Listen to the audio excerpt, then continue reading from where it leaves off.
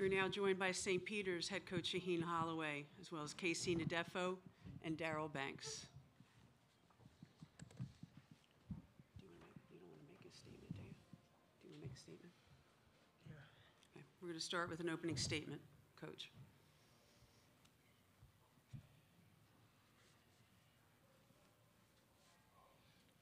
First, I want to give Hubert Davis in North Carolina a lot of credit. Congratulations. Happy for him. Happy for them. Tough way to go out. But words can't describe and explain how happy I am for this group. We could get right to it right now. Questions? Let's start with questions for the student athletes. Chris, go ahead. When you guys gathered, first of all, Chris Murray from the Philadelphia Sunday Sun, when you guys gathered near the end of the game, what did you all say to each other, and how do you put this run into perspective? I mean, you had the greatest run of a number 15 seed ever in the tournament. Well, we just told each other, just stay together. What we did was amazing, and, this is a brotherhood. Words can't describe what we did out there, and, just to be happy for each other, and for us to be the only team to do this, it's just historical, and we're blessed for that. Dave. Dave Jones from Penn Live. Daryl, how did your legs feel? Sometimes with 1 day rest, it can be hard in the calves and the quads. My legs felt fine. We had a lot of one-day prep games this year. We did what we usually do, prepared, did recovery and everything, so I felt fine. That's it. Go ahead, Jerry. Jerry Carino from Gannett, New Jersey. Guys, what did it feel like to hear that crowd behind you today again? And even when you were down 20 and you made a basket, it seemed like the game was tied. What do you want to say about the enthusiasm that people generated behind this team? It was amazing. Peacock Nation have been amazing for us on this run. It was just a great atmosphere for us, like it's been this whole tournament. We've got a lot of support, and it's just to do what we did is just incredible. Go ahead, Zach. Zach Brazil, New York Post. What was different, do you think, about your opponent today than the first 3 games? Did you feel like they were more prepared for you guys? Was there one thing that maybe was different today? Well, I feel like we came out a little slow. Our defensive intensity wasn't up to par today, but like Coach said, we give a lot of credit to them. They're a talented team, but today was on us.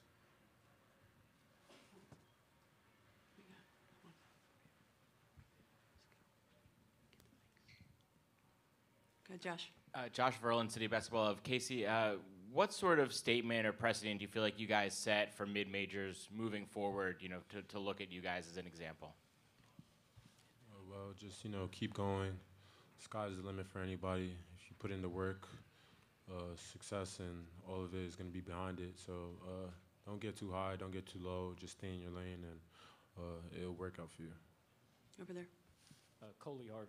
Coley Harvey, ESPN. This is for either one of you, but where does the program go from here? How can this be a springboard for future seasons for you?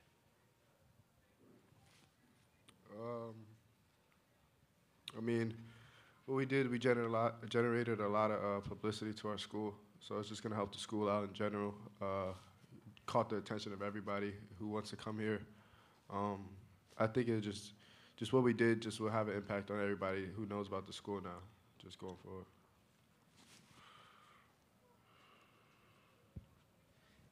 Go ahead, Bill. This is Bill Plaschke, Los Angeles Times.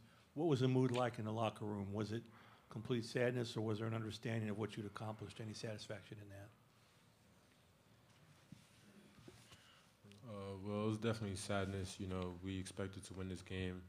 Felt like we didn't compete as well as we were supposed to. So, this is a brotherhood, and we love all of our brothers. So, we stayed together through it, and, there was definitely emotions in the locker room of sadness.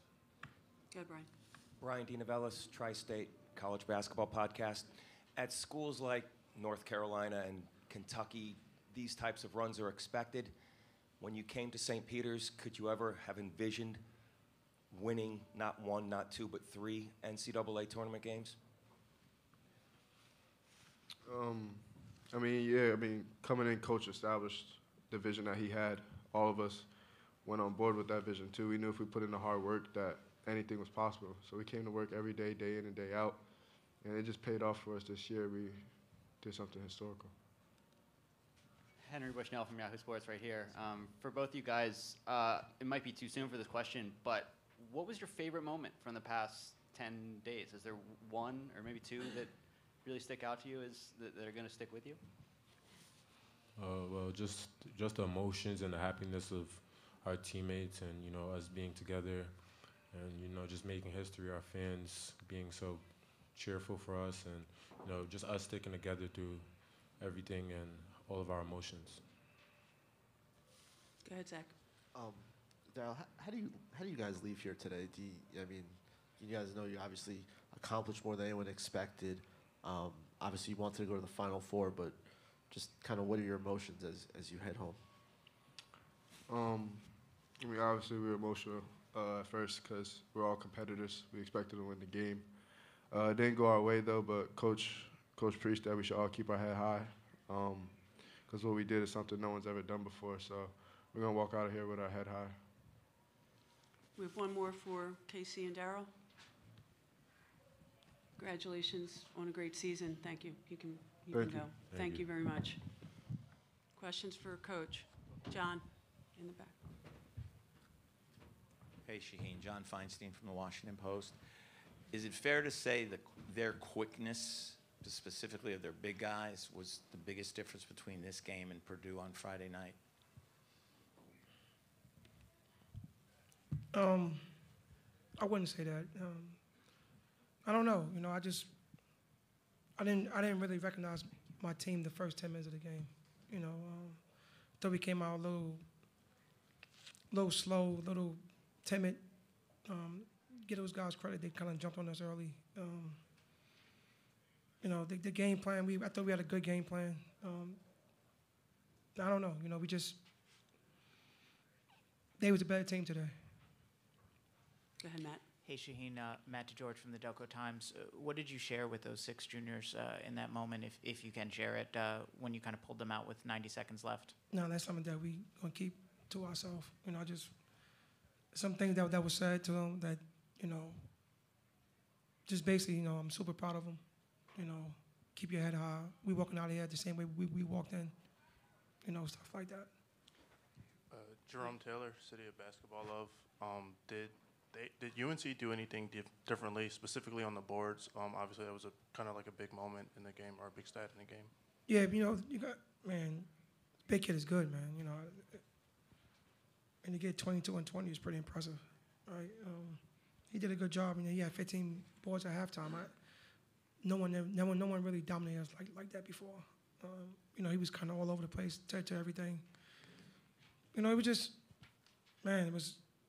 Kind of wish we could play this game over. I would have did a couple of things different, but like I said, you gotta give those guys credit, man. They came out and they deserved it today. Felix Veletanga from Hot Post.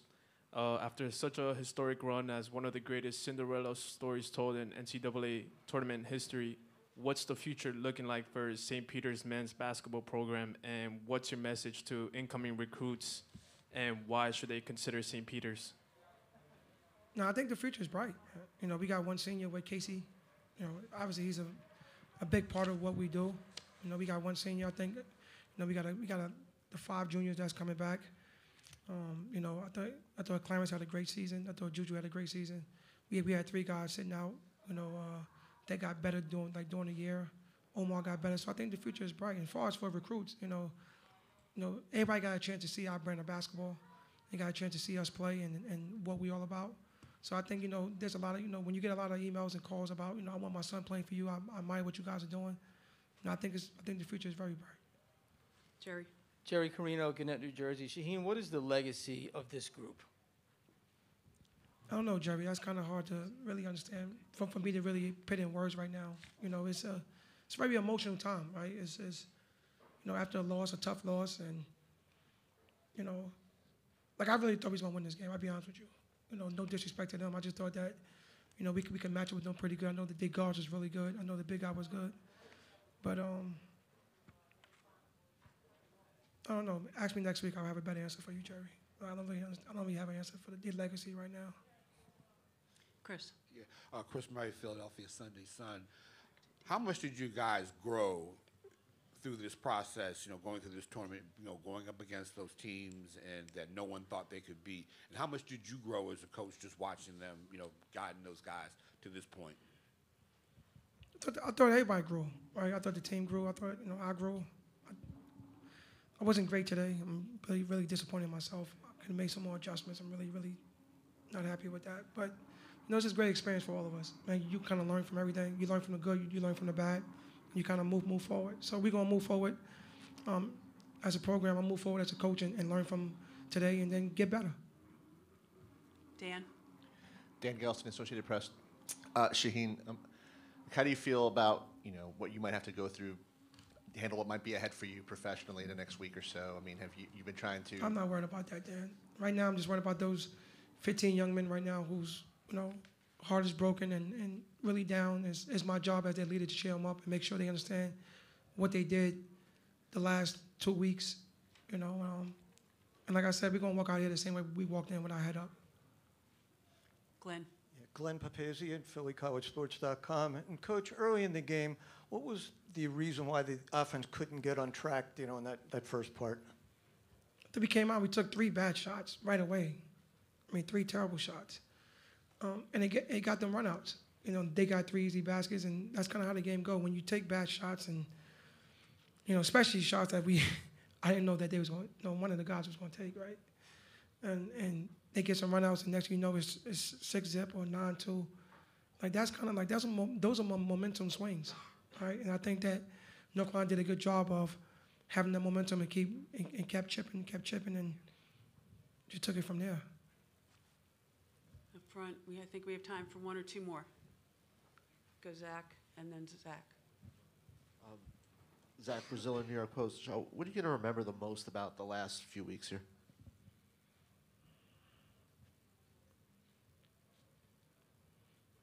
That a group of guys came in here, no one gave a chance to, no one believed in, but the people in our locker room and the people that's in our program, administration, us, and made history. They shocked the world. You got guys that's going to be remembered for things that they could tell their kids and grandkids, and it's a story within the story. So I'm super proud of these guys. So they came in and made history, point blank period. No one in our area have done it. Last team to do it was P.J. Carlissimo, Seton Hall team. St. Peter's did it, point blank period. And I'm going to end it on that. St. Peter's made it to the Elite 8. Great story. You guys should write a lot about it. Thank you so much. Thank you. Take care. Thank you, Coach. Congratulations on a great season. North Carolina should be in here shortly, within about 5 minutes, from what I'm hearing.